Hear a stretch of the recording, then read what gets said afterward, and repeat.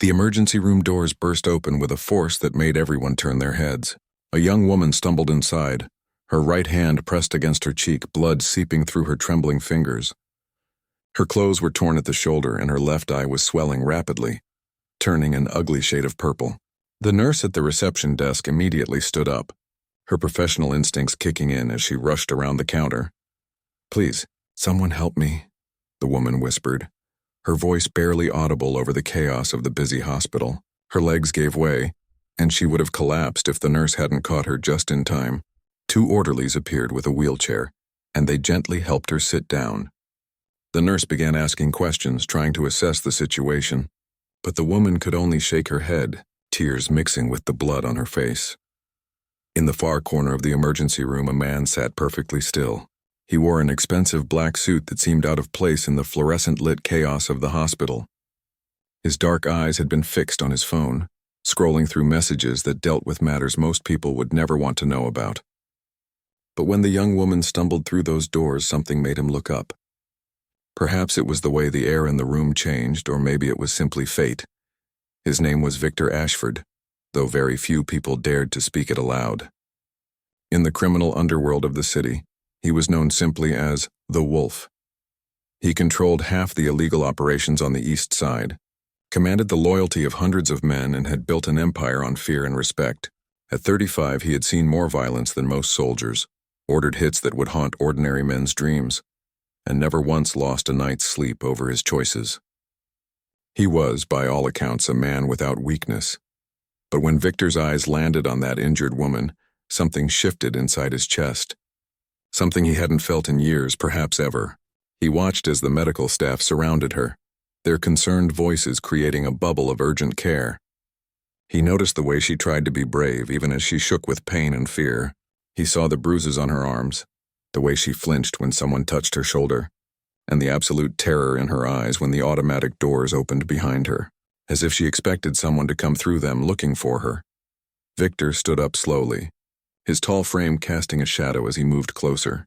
His bodyguard, Marcus, who had been standing near the vending machines, immediately straightened and followed. They had been at the hospital for a different reason entirely. One of Victor's men had been brought in with a gunshot wound, and Victor had come to ensure the man kept his mouth shut if the police started asking questions. But now that matter seemed trivial. "What's your name?" the nurse was asking the woman gently, holding a clipboard and pen. The woman's lips moved, but no sound came out at first. She tried again, wincing as the movement pulled at her injured face. "Sarah," she finally managed. "Sarah Mitchell. Can you tell me what happened to you, Sarah?" the nurse asked, her tone soft and non-threatening. Sarah's good eye darted toward the entrance again, and fresh tears spilled down her cheeks. She shook her head frantically. I fell down some stairs," she said, the lie obvious to everyone present. The nurse's expression tightened with concern, but she didn't push. They all knew what those words really meant. They'd heard them too many times before. Victor moved closer, stopping just outside the small circle of medical personnel. His presence was magnetic, impossible to ignore, and one of the doctors glanced up at him with a mixture of curiosity and unease. People in this neighborhood knew who Victor Ashford was, even if they'd never met him personally. The doctor's eyes widened slightly before he quickly looked away, refocusing on Sarah. "We need to get her into an examination room," the doctor said to the nurse. "Possible concussion. Definitely needs stitches on that cheek, and we should do x-rays to check for fractures." As they began to wheel Sarah away, she looked up, and her eyes met Victor's for just a moment. In that brief connection, he saw everything. The pain, yes, but also the strength she was trying to hold on to. The fear, but also a flicker of defiance that refused to be completely extinguished. She was broken but not defeated. Damaged but still fighting. And in that moment, something primal awoke in Victor Ashford. Something he'd never experienced before. He wanted to protect her. He needed to know who had done this to her. And he would make them pay. Marcus leaned in close to his boss. "Should we go check on Romano?" he asked, referring to the injured man they'd originally come to see. Victor didn't respond immediately. His eyes were still fixed on the corridor where Sarah had been taken. "Find out everything about her," Victor said quietly, his voice carrying that tone that made men jump to obey. "Her full name, where she lives, who she's connected to, and most importantly, who did this to her." Marcus nodded and immediately pulled out his phone, stepping away to make calls. Victor had resources that most people couldn't imagine. Within hours, he would know Sarah Mitchell's entire life story. But right now, he felt an unusual sense of urgency, an impatience that was foreign to him. He walked over to the reception desk, where a different nurse was now sorting through paperwork. She looked up at him and he saw the moment recognition flickered across her face. She knew who he was. "The woman who just came in, Sarah Mitchell," Victor said, his voice calm but carrying an undercurrent of authority that made it clear this wasn't a request. "I want to make sure she receives the best care possible. Whatever she needs, whatever it costs, I'm covering it, and I want to be informed of her condition." The nurse blinked in surprise. "Sir, we can't really disclose patient information unless you're family." Victor reached into his jacket and pulled out a thick wallet. He placed 5 $100 bills on the counter, sliding them toward her. "Consider me a concerned friend," he said. "And if anyone comes looking for her, anyone at all asking questions or seeming suspicious, you call this number immediately." He placed a business card on top of the money. The nurse stared at the cash, then at the card, then up at Victor's face. She understood the situation perfectly. Whatever trouble that young woman was in, she now had the protection of the most dangerous man in the city. The nurse nodded slowly, pocketing the money and the card. "I'll make sure she's well taken care of," she promised. Victor nodded and returned to his seat in the waiting area, but he didn't look at his phone again. His mind was already working through scenarios, planning his next moves. Somewhere out there, someone had hurt that woman badly enough to send her stumbling into an emergency room with fear in her eyes. Someone who probably thought they'd gotten away with it. They hadn't. They just didn't know it yet. Marcus returned after 20 minutes, his phone still warm from the numerous calls he'd made. He sat down beside Victor and spoke in a low voice that wouldn't carry beyond their immediate space. The information he'd gathered painted a picture that made Victor's jaw tighten with barely controlled anger. Her name is Sarah Mitchell, 26 years old. She's a kindergarten teacher at Riverside Elementary School. Lives in a small apartment on Maple Street, the cheaper side of town. No criminal record, not even a parking ticket. By all accounts, she's exactly what she appears to be, a good person trying to make an honest living. Victor nodded, absorbing this information. "And the person who did this to her?" Marcus's expression darkened. "Boyfriend. His name is Derek Hoffman, 32. He's got a record. Assault, drunk, and disorderly, possession. Did 6 months 3 years ago. Works as a mechanic at Tony's auto shop downtown. But from what I'm hearing, he spends most of his paycheck at the bar on 5th Street. They've been together for about 1.5 years. Where is he now?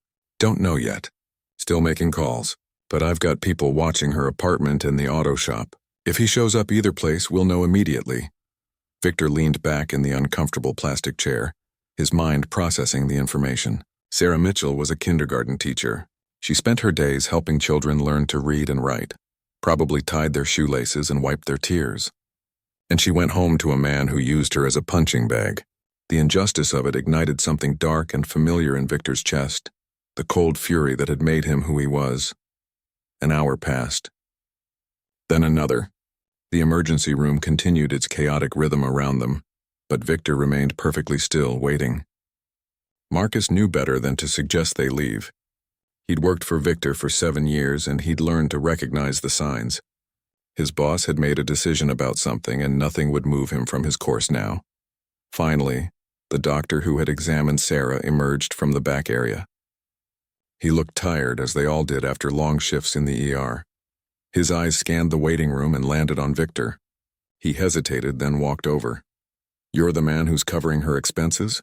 the doctor asked carefully. "I am." "How is she?" The doctor glanced around, ensuring their conversation remained private. 3 broken ribs, a fractured cheekbone, severe bruising across her back and shoulders, and a mild concussion. The cut on her face required 15 stitches. Whoever did this to her didn't hold back. Victor's hands clenched into fists, but his voice remained steady. "Will she recover fully?" "Physically, yes. With time and proper rest. We've given her pain medication and something to help her sleep. We want to keep her overnight for observation because of the concussion. But Mr. Ashford," the doctor paused, choosing his words carefully, "the physical injuries will heal. But I've seen enough domestic violence cases to know that the psychological damage often runs much deeper. She's going to need support, maybe therapy. And most importantly, she needs to be kept away from whoever did this. She will be, Victor said, and the certainty in his voice made the doctor believe him completely. Can I see her? The doctor hesitated again. She's resting now. The medication has made her drowsy, but... He looked at Victor more closely, seeming to weigh something in his mind. Look, I don't know exactly who you are, but I have a pretty good idea. And normally I'd have serious concerns about getting involved with your type of help. But that woman in there is terrified. Not just hurt, but scared down to her bones. If you can keep her safe, then I'm not going to ask too many questions. Victor stood up. Take me to her. The doctor led them through the maze of corridors to a small private room. Sarah lay in the hospital bed, looking impossibly small and fragile against the white sheets. Her face was a canvas of bruises, the stitches on her cheek covered with a clean bandage. An IV drip fed into her arm and monitors beeped softly, tracking her vital signs. Victor stepped into the room quietly, and the doctor closed the door behind him, leaving them alone. He approached the bed slowly, not wanting to startle her if she was awake. But her eyes were closed, her breathing steady with the rhythm of medicated sleep. Up close, he could see more details. The fading yellow bruise on her neck that was clearly older than today's injuries. The way her knuckles were scraped as if she'd tried to fight back. The small scar on her eyebrow that suggested this wasn't the first time she'd been hurt. Something twisted in Victor's chest, an emotion he couldn't quite name. He'd ordered men killed for far less than what had been done to this woman. He'd destroyed lives and ended futures without losing sleep. But looking at Sarah Mitchell lying broken in this hospital bed, he felt something that might have been conscience, or perhaps redemption calling from a distance. He pulled a chair close to the bed and sat down, his eyes never leaving her face. He would wait here until she woke up. And then he would make her an offer that would change both of their lives forever. Marcus had stationed himself outside the door, understanding without being told that his boss needed this time alone. He made more calls, gathered more information. Derek Hoffman had been spotted at his usual bar, drinking heavily and telling anyone who would listen that his stupid girlfriend had finally pushed him too far. He was laughing about it, showing off his bruised knuckles like they were medals of honor. Marcus relayed this information through a text message to Victor, knowing his boss would want to know. Inside the room, Victor's phone buzzed. He read the message and his expression went cold. He typed back a response, "Find him. Bring him to the warehouse on Pier 19. Don't let him see it coming." An hour later, Sarah stirred. Her eyelids fluttered, and she made a small sound of pain as consciousness returned and reminded her body of its injuries. Her good eye opened first, unfocused and confused. Then she saw Victor sitting beside her bed and fear flashed across her face. "It's all right," Victor said quietly, his voice surprisingly gentle. "You're safe here. I'm not going to hurt you." Sarah tried to sit up but gasped in pain. Victor reached out instinctively to help her, but she flinched away from his touch. He pulled back immediately, giving her space. Who are you?" she asked, her voice rough and uncertain. "My name is Victor. I was in the emergency room when you came in. I wanted to make sure you were okay." Sarah's confusion was evident on her bruised face. "Why, you don't know me?" "No," Victor admitted. "I don't. But I know what happened to you shouldn't happen to anyone. And I know that you're afraid." Tears welled up in Sarah's eyes. "I need to go home. Derek will be wondering where I am. He'll be worried." "Derek is the one who did this to you," Victor said, not as a question, but as a statement. Sarah's tears spilled over. "You don't understand." He didn't mean it. He was just upset. "I shouldn't have argued with him. It's my fault." Victor had heard these words before from other women in similar situations. The cycle of abuse was predictable. Violence followed by apologies, promises to change, brief periods of calm, then escalation again. He'd seen it play out dozens of times in his world, where women attached to his rivals or his own men suffered in silence. "It's not your fault," Victor said firmly, "and you're not going home to him." "Not tonight, not ever." Sarah shook her head, wincing at the movement. "You can't tell me what to do. I appreciate that you paid for my treatment, but my life is my own business." "Look at yourself," Victor said, his voice harder now. "Look at what he did to you. 3 broken ribs, a fractured cheekbone, 15 stitches, and this isn't the first time, is it?" Sarah looked away, unable to meet his eyes. Her silence was answer enough. Victor leaned forward in his chair. I'm going to make you an offer, Sarah Mitchell. And I want you to listen very carefully before you refuse. Sarah turned her head slowly to look at Victor, her injured eyes struggling to focus on his face. The medication made everything feel distant and slightly unreal, but the intensity in this stranger's dark eyes cut through the fog.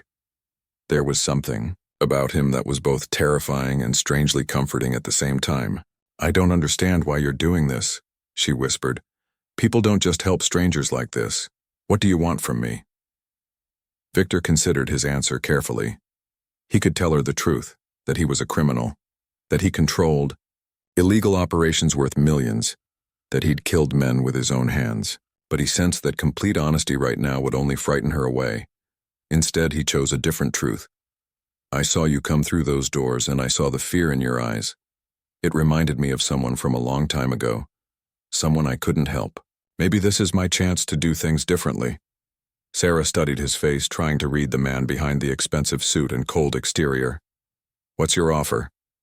I'm going to take care of Derek. He will never touch you again, never even come near you again. I'll make sure of it. In return, you're going to accept my protection. I'll find you a new apartment in a safe neighborhood, set you up with everything you need. You can keep teaching, keep living your life, but you'll do it without looking over your shoulder. I can't afford that. Teachers don't make enough to live in safe neighborhoods. You won't pay a penny. Consider it a gift. Sarah shook her head, confused and overwhelmed. Nobody does that. Nobody gives away free apartments and protection without wanting something back. Do you expect me to? She couldn't finish the sentence, but her meaning was clear. No, Victor said firmly. This is not about that. I'm not asking you to be with me or to owe me anything inappropriate. I'm offering you a chance to be safe, to start over. All I ask is that you accept the help and use it to build a better life. What are you going to do to Derek?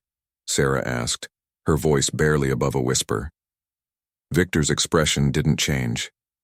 You don't need to know the details, but I promise you this, he won't hurt you or anyone else ever again. Sarah felt a chill run through her despite the warm hospital room. She wasn't naive. She could guess what kind of man Victor was, what his promises really meant. Part of her knew she should be horrified, should refuse his offer and run as far away from him as possible. But another part of her, the part that had endured 18 months of Derek's fists and fury, felt a dark satisfaction at the thought of him finally facing consequences. I need to think, she said finally. This is all happening too fast. A few hours ago, I was just trying to survive until morning, and now you're offering to completely change my life. I don't even know you. Fair enough, Victor said, standing up from the chair. The doctor wants to keep you here overnight anyway. I'll come back tomorrow morning, and you can give me your answer then. But Sarah, understand this. Whether you accept my full offer or not, Derek Hoffman is done hurting you. That part isn't negotiable. Before Sarah could respond, Victor's phone buzzed. He glanced at it and saw a message from Marcus. Package secured. Waiting at location. Victor's jaw tightened slightly, the only outward sign of the cold fury building inside him. I need to go take care of some business, he told Sarah. Marcus will be outside your door all night. Nobody will come near this room without his permission. Get some rest. Wait, Sarah called out as he reached the door. Why me? Out of all the people in that emergency room, all the people in this city who need help, why did you choose me? Victor paused, his hand on the door handle. He thought about her question, about the real answer that he himself didn't fully understand. Sometimes you see someone who deserves better than what life has given them. And if you have the power to change that, you have to try, even if you're not a good man yourself. He left before she could ask what he meant by that. Marcus was indeed stationed outside the door, looking alert and professional. Two other men Victor didn't recognize were at the far end of the hallway, clearly more of Marcus's people. She's not to be disturbed, Victor instructed. And if that boyfriend somehow figures out she's here and tries to come looking for her, you call me immediately before you deal with him. I want that pleasure myself. Understood, boss. Are we heading to the pier? Yes. Let's go have a conversation with Mr. Hoffman. The drive to Pier 19 took 30 minutes through the late-night city streets. The warehouse Victor owned there was one of many properties he used for his various business operations. This particular building was officially listed as a storage facility for imported goods, which wasn't entirely untrue. It just didn't mention that many of those goods were illegal, and that the warehouse served other purposes as well. They pulled up to the loading dock, where 3 more of Victor's men waited. The warehouse was isolated, surrounded by other industrial buildings that were empty at this hour. The sound of the river lapping against the pier provided a constant background noise that would cover any other sounds that might occur tonight. Derek Hoffman was inside, tied to a metal chair in the center of the warehouse's main floor. A single light hung above him, casting harsh shadows across his face. He was a big man, muscular from physical labor with tattoos covering both arms. His face showed the arrogance of someone who'd never faced real consequences for his actions.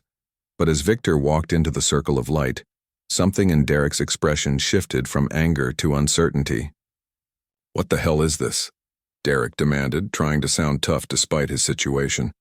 "You can't just kidnap people off the street. I'll have you arrested. I'll sue your ass." Victor didn't respond immediately. He circled around Derek slowly, studying him the way a predator studies prey. Marcus and the other men hung back in the shadows, watching their boss work. "My name is Victor Ashford," he finally said, letting the name sink in. Recognition flickered in Derek's eyes. Even a low-level thug like him knew that name. "And you've done something that's made me very unhappy." Derek's bravado cracked. "Look, man, I don't know what you've heard, but I haven't messed with any of your operations. I'm small-time, just a mechanic. Whatever someone told you, it's a mistake." "You're right that you're small-time," Victor agreed. "In fact, you're so far beneath my usual concerns that I wouldn't normally know you existed. But today you hurt someone. Someone I've decided is under my protection now." It took Derek a moment to understand. Then his face paled. "Sarah? This is about Sarah? Come on, man, that's just between me and my girlfriend. It's none of your business. What happens in a relationship stays in the relationship." Victor moved so fast that Derek didn't see it coming. One moment he was standing several feet away. The next his hand was wrapped around Derek's throat, squeezing, just hard enough to make breathing difficult but not impossible. "Listen very carefully," Victor said, his voice quiet and more terrifying than any shout could have been. "Sarah Mitchell is no longer your girlfriend. She's no longer anything to you. In fact, as of this moment, you no longer exist in the same world she does. You're going to leave this city tonight. You're going to get in your car, drive to whatever distant place you choose, and you're going to build a new life far away from here. And if I ever hear that you've come back, if I ever learn that you've tried to contact her, if you so much as think about her too long, I will find you. And what I do to you will make tonight seem like a pleasant conversation." Victor released his grip and Derek gasped for air, coughing. "You can't make me leave. This is my home. I've got rights." Victor smiled, but there was no warmth in it. "Marcus, show him the photographs." Marcus stepped forward and handed Derek a manila envelope. With shaking hands, Derek opened it.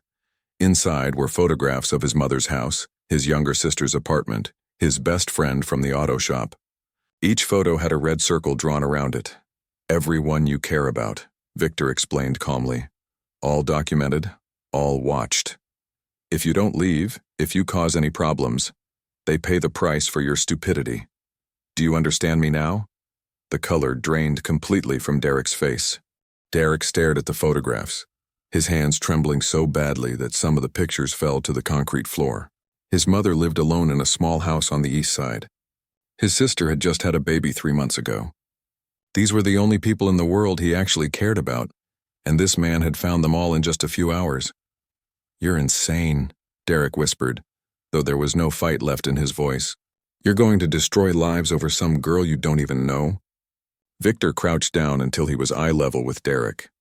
"No, I'm going to protect a woman who deserves better than what you gave her. And if protecting her means putting fear into a coward who only feels powerful when he's beating someone weaker than himself, then that's exactly what I'll do. Your family will be perfectly safe as long as you follow my instructions." "What if I go to the cops? Tell them everything?" Marcus laughed from the shadows. a cold sound that echoed through the warehouse. Victor just shook his head slowly. Go ahead. Tell the police that you were kidnapped by men you can't identify, in a location you won't be able to find again, because you beat your girlfriend so badly she ended up in the hospital. Tell them that. See how much sympathy you get. And while you're trying to convince them to investigate me, a man with resources you can't imagine and connections in places you wouldn't believe, your family will still be vulnerable. Think carefully about your choices, Derek. The fight went out of Derek completely. His shoulders slumped and tears of frustration and fear ran down his face. How long do I have? 48 hours. You'll pack a bag with essentials, withdraw whatever money you have in your bank account, and leave. You'll drive south or west, I don't care which, but you'll put at least 1,000 miles between yourself and this city. You'll get a new job, start a new life, and forget Sarah Mitchell ever existed. In 2 days, I'll have someone check your apartment. If you're still there, or if you try to contact her before you leave, then we're done being reasonable. Victor stood up and nodded to Marcus, who moved forward to untie Derek from the chair. Derek's legs were shaky when he tried to stand, and he nearly fell. One of Victor's men caught him and steadied him. One more thing, Victor said as Derek was being led toward the warehouse door. The injuries you gave Sarah tonight, 3 broken ribs, fractured cheekbone, 15 stitches, I want you to remember those numbers. I want them burned into your memory, because if you ever raise your hand to another woman, if I hear even a whisper that you've reverted to your old ways, I'll make sure you experience every single one of those injuries yourself, and I'll take my time doing it. Do you understand? Derek nodded frantically, unable to form words. He was pushed out into the night, where he stumbled to his old pickup truck that Marcus's men had brought to the pier. They'd left the keys in the ignition, a clear message that he should start driving and never look back. Victor watched through the warehouse door as the truck's taillights disappeared into the darkness. He felt no satisfaction from the encounter, no sense of justice served. What he'd done tonight was a small thing, really. He'd scared a bully and made threats that would probably keep Derek Hoffman in line for a while, but it didn't erase what had happened to Sarah, didn't heal her broken bones or ease the psychological scars she'd carry. You think he'll actually leave? Marcus asked, coming to stand beside his boss. Yes, he's a coward, and cowards always take the path of least resistance. He'll run because it's easier than facing consequences. Have someone tail him for the first week, make sure he doesn't double back. Already arranged. What about the woman? You really setting her up in a new place? Victor nodded, his mind already working through the logistics. Find her a good apartment. Something in the Riverside district, near her school so she doesn't have a long commute. 2 bedrooms, secure building, safe neighborhood. And Marcus? Make sure it has good locks and a security system. I want her to feel safe. Marcus gave his boss a long look, something like concern crossing his usually impassive face. Boss, you sure about this? Getting personally involved with civilians, especially in this way. It's not like you. People in our world, they're going to talk. They're going to wonder if you're going soft. Let them wonder, Victor said coldly. And if anyone's stupid enough to voice those thoughts where I can hear them, they'll learn exactly how wrong they are. This isn't about going soft. This is about making a choice to do something decent for once. Do you have a problem with that? No, boss. Just making sure you've thought it through. They left the warehouse and drove back toward the hospital. Dawn was starting to break over the city, painting the sky in shades of orange and pink. Victor realized he'd been awake for over 24 hours, but he didn't feel tired. His mind was too active, too focused on the situation he'd inserted himself into.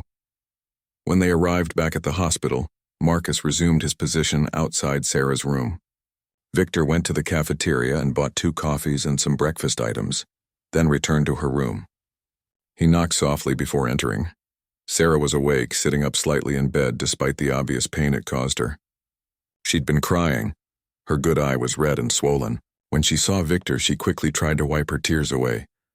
I brought breakfast, he said, setting the items on the tray table. Hospital food isn't great, but it's better than nothing.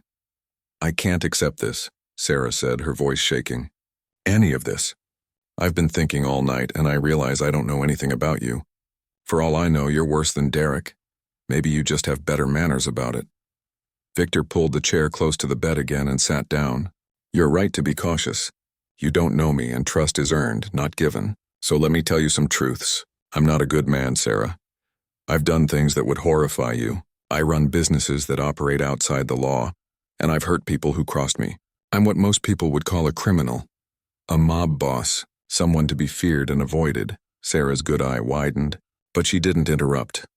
But I've never raised my hand to a woman, Victor continued. I've never hurt someone who didn't deserve it. And I've never broken my word once I've given it.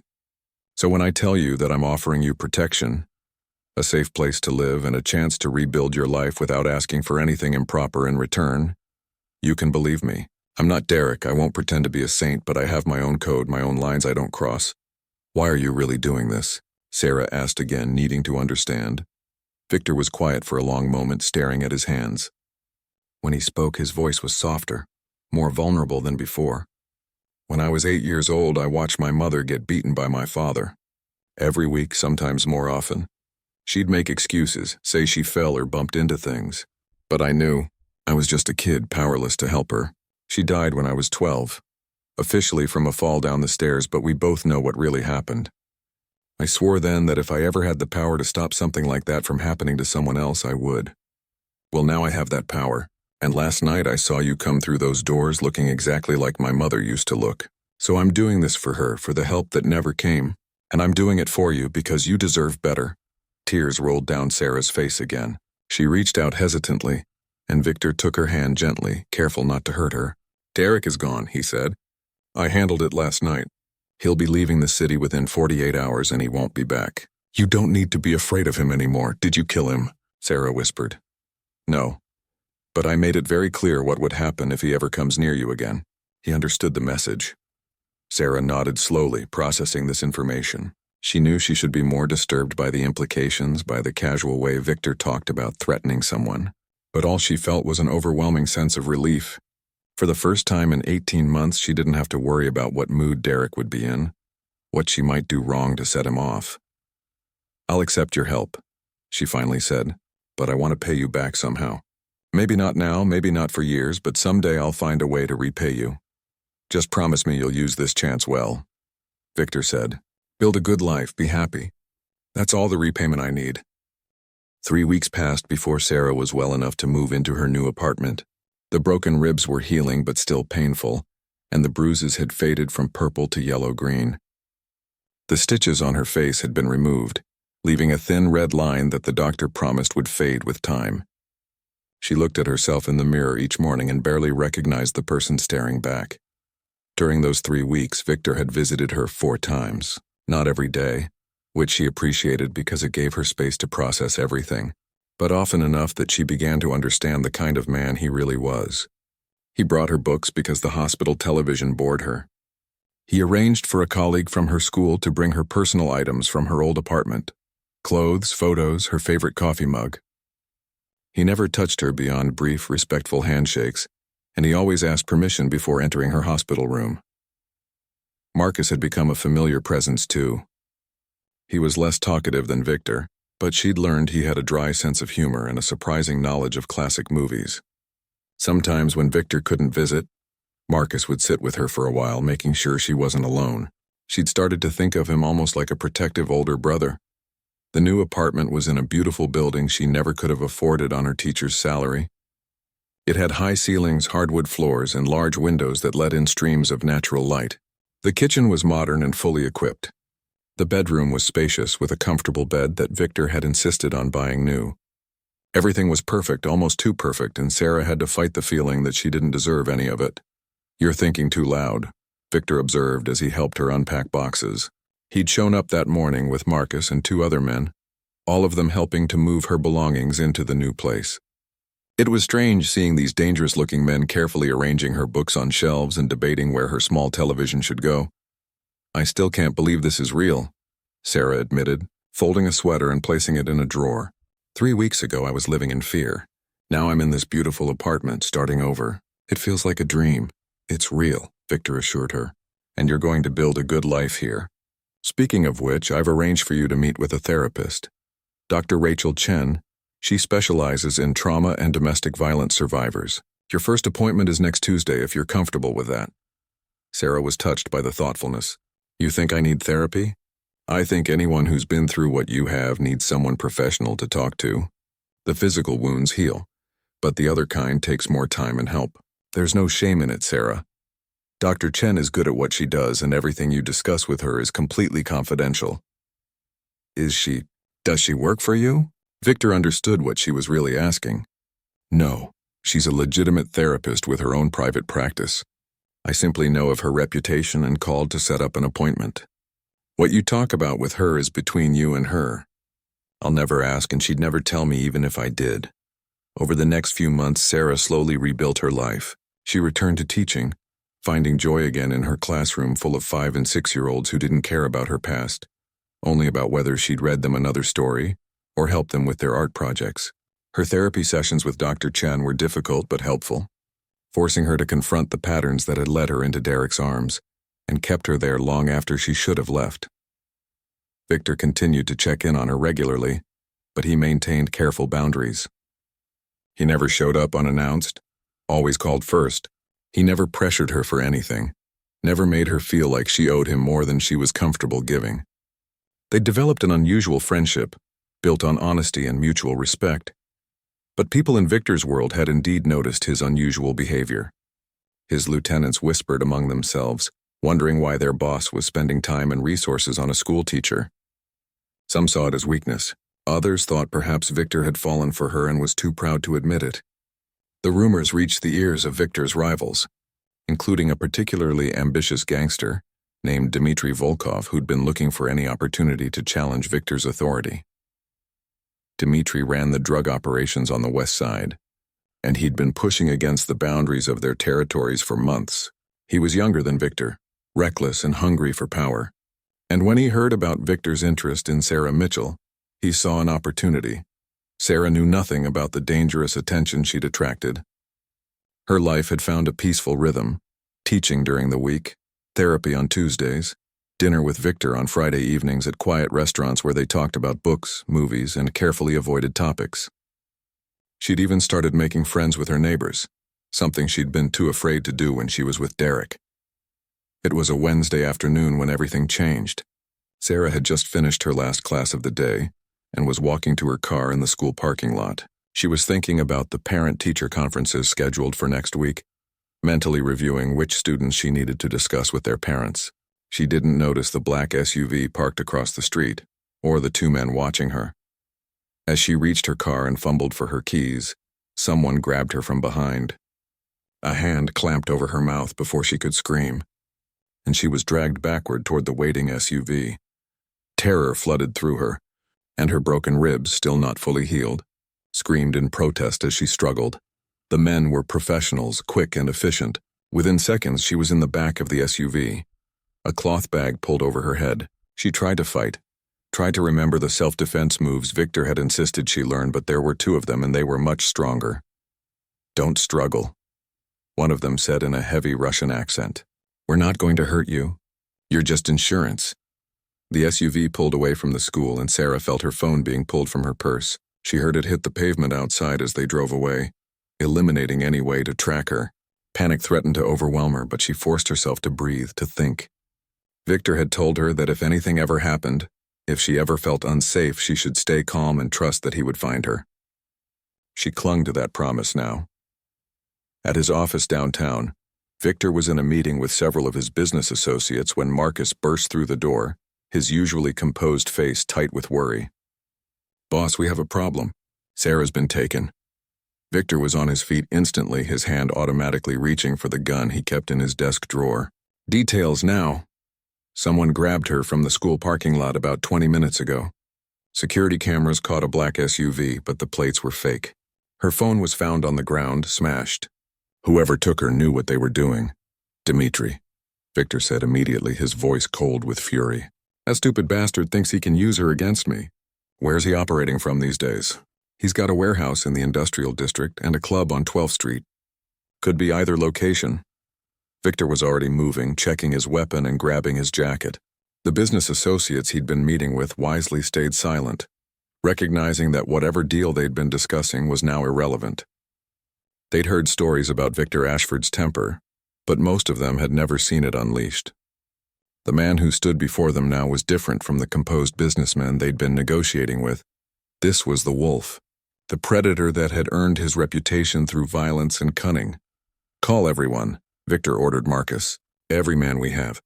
I want them armed and ready to move in 30 minutes. And get me Dimitri's location, I don't care what it takes. Break fingers, burn bridges, offer money, whatever works. But find him fast. As they rushed out of the office building toward Victor's car, Marcus made rapid-fire phone calls, mobilizing their forces. Within minutes, Victor's network was activated, dozens of men dropping what they were doing to answer their boss's call. "We're going to get her back," Marcus assured Victor as they sped through traffic. "And then we're going to end this with Dimitri once and for all." "He touched her, Marcus," Victor said quietly, his hands gripping the steering wheel so hard his knuckles were white. "He put his hands on an innocent woman to get to me. There's no coming back from that. I'm going to make an example of him that this city will remember for years." The car roared through the streets, and Victor's phone buzzed constantly with updates from his people. They were tracking down everyone associated with Dimitri, applying pressure, gathering intelligence. It was only a matter of time before someone talked. In the dark space where Sarah was being held, she tried to control her fear and remember everything Victor had taught her about staying alive in dangerous situations. The bag over Sarah's head was removed, and harsh fluorescent lights made her blink against the sudden brightness. She was in what looked like a storage room, metal shelves lined with boxes on either side. Two men stood near the door, both holding guns but not pointing them at her. A third man sat in a chair across from her, smoking a cigarette and studying her with cold blue eyes. "Miss Mitchell," he said in a thick Russian accent, "I am Dmitri Volkov. I apologize for the dramatic introduction, but I needed to get Victor's attention, and you seem to be the best way to do that." Sarah's heart was pounding, but she kept her voice steady. "He's going to kill you for this." Dmitri laughed, though there was no humor in it. "Perhaps. Or perhaps he will agree to my terms in order to get you back safely. We shall see which he values more, his pride or your life. What do you want?" "Victor controls territories that should be mine.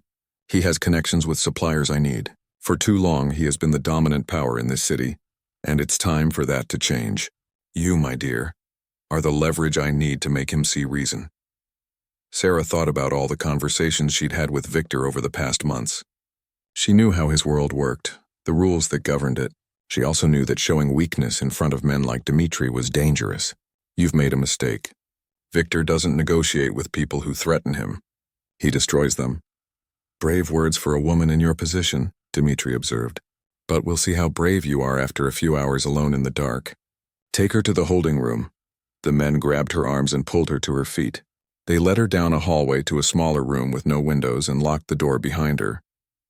The room was empty except for a thin mattress on the floor and a bucket in the corner. Sarah sat on the mattress and forced herself to think clearly through her fear. Victor had taught her to pay attention to details if she was ever in danger. She'd noticed the building had concrete floors and metal walls, probably a warehouse. She'd counted the steps from the first room to this one, 23 steps, one turn to the right. She'd seen 4 men so far, including Dimitri, which meant there were probably more. And she'd noticed that the men seemed nervous, constantly glancing at each other like they weren't entirely confident in their plan. That was good. Nervous criminals made mistakes. Meanwhile, Victor had gotten the break he needed.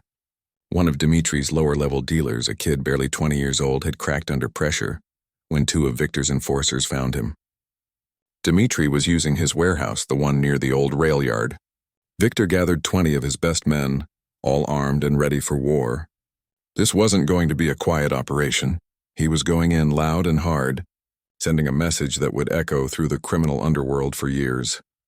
"We go in fast," Victor instructed his men as they assembled 2 blocks away from the target. "Dimitri will have guards, but they're sloppy. Marcus, you take 5 men around the back entrance. Tommy, you and your team cover the loading docks. Nobody leaves that building unless it's us or Sarah. I don't care about taking prisoners, but I want Dimitri alive. He's mine." Marcus checked his weapon one final time. "What about Sarah? She might be in the crossfire. That's why we're going in precisely, not recklessly. I want her location confirmed before we start shooting. Someone inside that building knows where she is, and they're going to tell us quickly." They moved into position under the cover of darkness. Victor had called in favors to make sure the police wouldn't respond to any calls from this area for the next hour. Money had changed hands, promises had been made. He'd deal with the consequences later. Right now, all that mattered was getting Sarah out safely. The assault began with a distraction, an explosion at the warehouse's far end. Nothing major but loud enough to draw attention. Dimitri's men rushed toward the sound, and that's when Victor's team struck from multiple directions. The guards at the main entrance went down quickly, overwhelmed by superior numbers and firepower. Victor moved through the warehouse like a force of nature, his gun drawn, his focus absolute. The first person he encountered inside was a young man trying to call for backup. Victor disarmed him with brutal efficiency and slammed him against the wall. "Where is the woman?" "I don't know, man, I just got here." Victor pressed his gun against the man's knee. Wrong answer. "Where is she?" "North side. Storage rooms on the north side. Please don't shoot me." Victor knocked him unconscious and moved toward the north section of the warehouse. Gunfire echoed through the building as his men engaged with Dimitri's forces. He heard Marcus's voice on the radio confirming that the back entrance was secured. They were winning, but they needed to find Sarah fast before Dimitri decided to use her as a final bargaining chip. In her locked room, Sarah heard the sounds of violence, gunshots, shouting, the crash of something heavy falling. She pressed herself against the wall farthest from the door, her heart racing. This could be Victor coming for her, or it could be something worse. The door to her room rattled but didn't open. Someone was checking the locks. Then she heard Victor's voice muffled through the metal door but unmistakable. "Sarah, are you in there?" "Victor, I'm here." "The door's locked." "Stand back from the door." Sarah moved to the corner and covered her ears. A gunshot rang out, the lock exploded, and the door swung open. Victor stood there, his suit jacket torn, a cut on his cheek, his gun still smoking. But when his eyes found her, alive and relatively unharmed, something in his expression softened. "Are you hurt?" he asked urgently, holstering his weapon and crossing to her quickly. "I'm okay. Scared, but okay. They didn't hurt me." Victor pulled her into a brief, fierce hug, then immediately released her, remembering her ribs. "We need to get you out of here. Stay close to me. Do exactly what I say." He led her back through the warehouse, his gun drawn again, his body positioned protectively between her and any potential threats. They passed several of Dimitri's men lying unconscious or wounded on the floor. Sarah tried not to look too closely. Marcus met them in the main corridor. "Boss, we've got Dimitri cornered in his office. He's asking to negotiate." Victor's expression went cold. "Take Sarah to the car. Make sure she's safe. I'll handle Dimitri." "Victor, don't," Sarah said, grabbing his arm. "Just let the police deal with him." "You got me out safely. That's enough." He looked at her, and she saw something in his eyes that made her understand this wasn't negotiable. "He took you to hurt me." "In my world, that requires a response. Go with Marcus. I'll be there soon." Sarah wanted to argue, but she knew it wouldn't change anything. Marcus gently guided her toward the exit, and she heard Victor's footsteps heading in the opposite direction. Dimitri's office was a converted storage space with a desk, some filing cabinets, and a small window set high in the wall. Dimitri stood behind his desk, his confidence from earlier completely gone. 3 of Victor's men had him surrounded, their weapons trained on him. "Victor," Dimitri said, trying to sound calm, "we can work this out. I was just trying to negotiate a better arrangement. Nobody got hurt." Victor walked slowly into the room, and his men stepped back, giving him space. "You kidnapped an innocent woman. You terrorized her. You thought you could use her as a bargaining chip against me. And worst of all, you did it in front of the entire city, making me look weak if I don't respond appropriately." "I'll leave town," Dimitri offered desperately. "I'll go far away. You'll never hear from me again. Just let me walk out of here." "You should have thought about that before you touched her," Victor said quietly. He raised his gun, and Dimitri started begging, but Victor didn't listen. The shot was clean, final, decisive. Dimitri fell backward, and the room went silent. Victor looked at his men. "Clean this up. Make it look like a deal went bad, rival gangs, whatever story works. I was never here. None of us were here. Yes, boss." Victor walked out of the warehouse and found Marcus waiting by the car with Sarah. She was wrapped in Marcus's jacket, shivering despite the warm night. When she saw Victor, she saw the blood on his hands, the cold expression on his face, and she knew what had happened. "Let's go home," was all Victor said. The drive back to Sarah's apartment was silent. Marcus drove while Victor sat in the back with Sarah, not touching her but close enough that she could feel his presence. The adrenaline was wearing off, and Sarah felt exhaustion washing over her. When they reached her building, Victor walked her up to her apartment and checked every room before allowing her to enter. Marcus will be outside tonight, he told her. Tomorrow I'm arranging for permanent security. This will never happen again. You killed him, didn't you? Sarah asked quietly. Victor met her eyes. Yes, because of me. Because he made a choice that required a response. This isn't your fault, Sarah. Don't carry that weight. Sarah nodded slowly, too tired to process the complex emotions swirling inside her. Thank you for coming for me. I knew you would. Always, Victor promised. I told you that you're under my protection. I meant it. Over the following weeks, Sarah struggled with what had happened. Dr. Chen helped her work through the trauma of being kidnapped and the complicated feelings she had about Victor's response. The city's criminal underworld had gotten the message. Victor Ashford's protection meant something, and violating it had deadly consequences. Several of Dimitri's former territories had been absorbed. To Victor's operations, and his power had actually grown from the incident. But something had changed between Victor and Sarah, too. The careful distance he'd maintained had shifted slightly. He still visited on Friday evenings, but now their dinners felt different, more personal. They talked about deeper things, their fears, their hopes, the strange connection that had formed between them. 6 months after the kidnapping, on a quiet Friday evening over dinner at their usual restaurant, Sarah reached across the table and took Victor's hand. I've been thinking about something Dr. Chen said. She asked me what I wanted from life now that I'm finally safe and free to choose.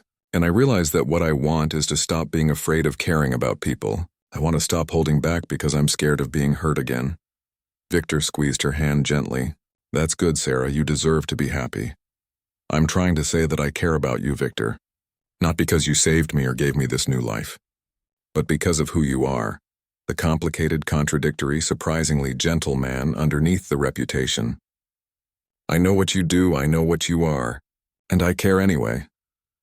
Victor was quiet for a long moment, and Sarah worried she'd made a terrible mistake. But then he smiled, really smiled, in a way she'd only seen a few times before. I care about you too, more than I probably should. But Sarah, my life is dangerous. What happened with Dimitri could happen again.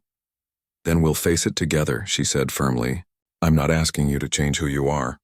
I'm just asking you to let me in. And so they began. Not a fairy tale romance, but something real and complicated and honest. Victor remained who he was, a criminal, a leader in a dangerous world, a man with blood on his hands.